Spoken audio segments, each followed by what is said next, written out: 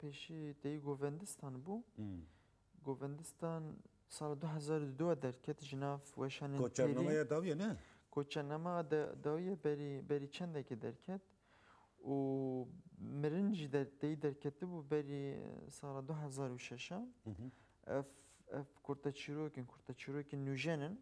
ed mirnê de pirtûka mirnê de lê di her du pirtûkên din de koçername Gomendistan de nivîsên min mîzahî ne mesela deyên bijin wêje çend beşên wê hene Seyidxan yek jî teyî helbest e û kurta çîrok e û romanin gotarin û mîzah e vêce ev jî heta nayê çapkirî sisê ne lê tabii ê ku weşiya ne digelek Makala û mampera û tiştê wisa de digelek kova rojnama de pir nivîsê me derketin teyî min hemû her tiştê xwe jî ji min re nebû adet ku ez bixim pirtûk mesela bijin dema min koçername jî min çap kir berî demekê ji xwe re fikirîm min nivîsê xwe top kirin ê ku bikevin serê min lê nêr yanî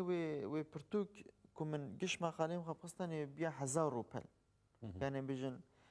5 pirtûkên wisa wek koçername vêca min her teyî wê qewlê Kurdan min her da seradê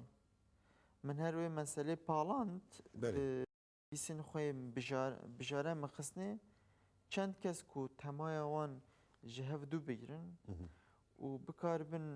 xwe sibe jî bidin xwendin min wan tê de top kir û bi rastî heta niha jî min gelek rexneyên erênî jî wergirtin û ez pê kêfxweş im yani. Yani tu jê heta niha derbarê bêjim van tişta de belkî dubare jî dibe ji ber ku nûne balê dikişêne ser xwe yani bêjim